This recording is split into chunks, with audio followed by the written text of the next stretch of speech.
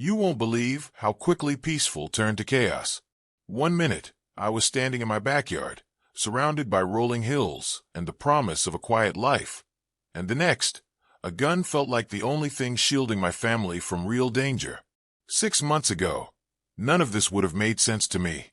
But now, here we are, standing face to face with a madman whose threats are more chilling because they've been refined by obsession. I still wake up sometimes, thinking back to that exact moment.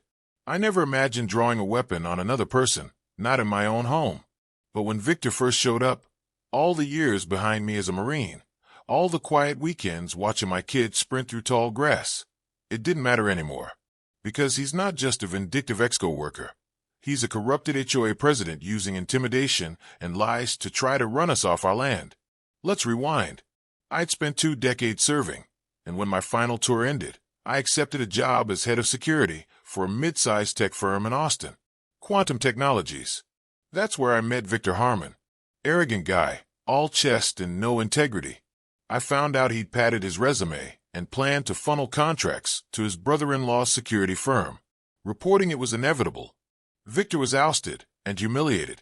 In the parking garage, he cornered me, his finger jabbing at my chest, voice low, eyes wide. You ruined my career. One day I'll return the favor. The guilt I felt from military actions was nothing compared to the dread of thinking that I made someone dangerous. Fast forward. My wife Sarah and I moved our family to a 5-acre ranch outside Oakage, Texas, my late uncle's place. A modest farmhouse, barn, open fields, perfect for our kids Emma and Ethan to run free. We wanted calm. We got it until the certified letter arrived. HOA dues, fees, violations for things that never applied to us. Because our land, in the original development documents, had been explicitly excluded from HOA jurisdiction. The letter was signed by Victor. Of course, I responded with documents, deeds, proof. 3 days later, Victor stood on our porch, that twisted blend of forced charm and silent menace. He claimed zoning had changed and that we were in. I held the door firmly shut. He pressed the idea that some folks don't belong in Oakage, that I'd taken something from him. Nothing about property values. Every word screamed revenge. More followed, cars creeping by, school parents ignoring Emma and Ethan, invitations vanishing into thin air. I installed cameras and found footprints along the fence, wire bent in a way that made me certain someone was casing our property. Then came the anonymous phone call. People like you don't belong in Oakage. He laughed and hung up. Sarah never knew. It didn't feel safer keeping it from her. A mailbox destroyed, camera footage of a black SUV at 2 in the morning. Sheriff Thompson dismissed it as kids being kids. I stared at him, realizing just how many ties Victor had.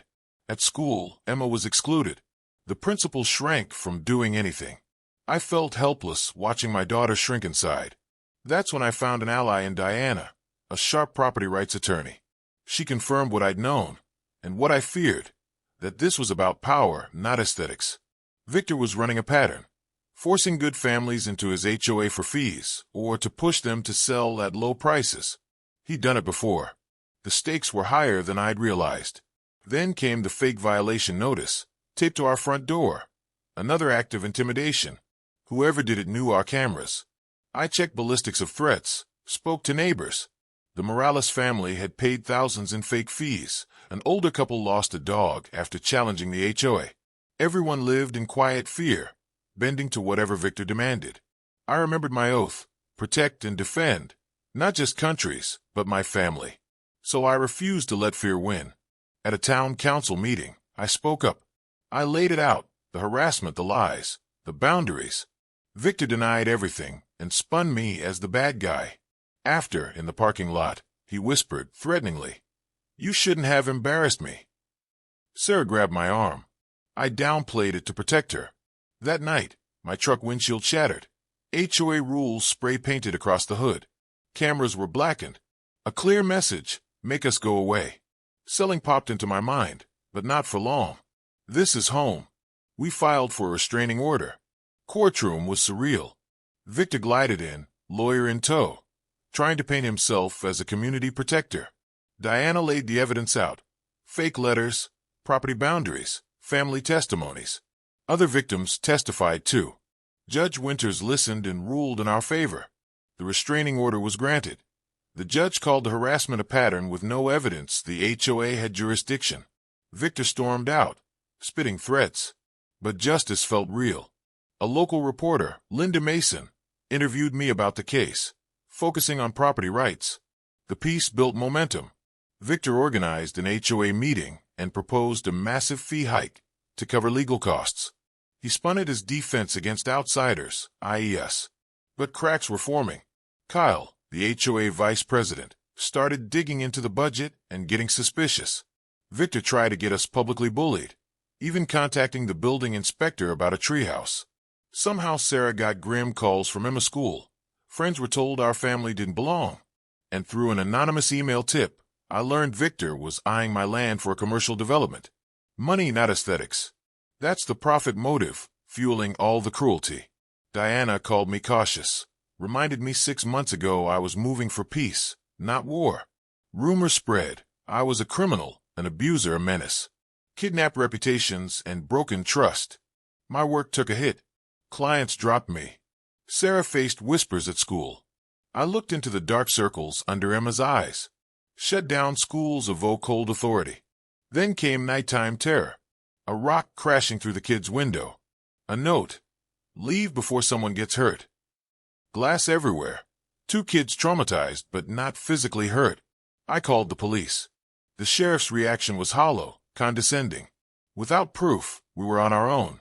So we fortified. Cameras, alarms, self-defense classes, safety drills. Kyle brought me damning evidence. Victor had siphoned tens of thousands of HOA funds to a shell corporation he owned. Eleanor, Victor's wife, turned up at our door in panic. She'd found documents in Victor's office, development plans, land grabs, stuff she couldn't ignore anymore.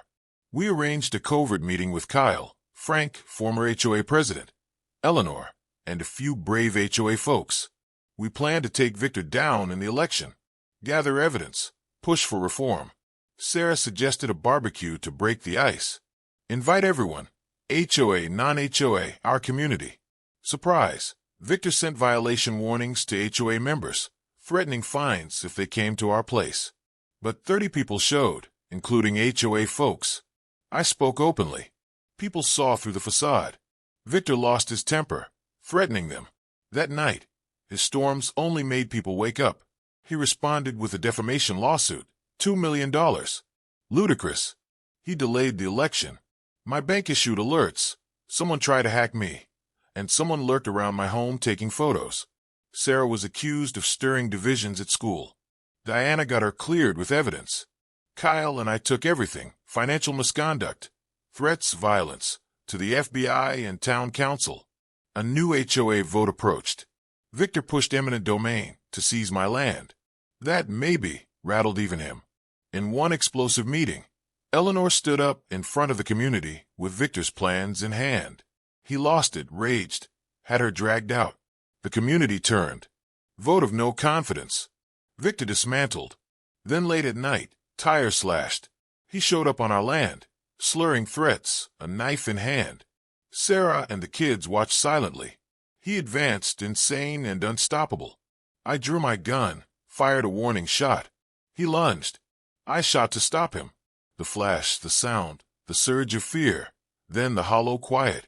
I called 911, applied first aid. Sheriff and agents arrived. Eleanor and Kyle backed me. FBI agent Ramirez arrived too.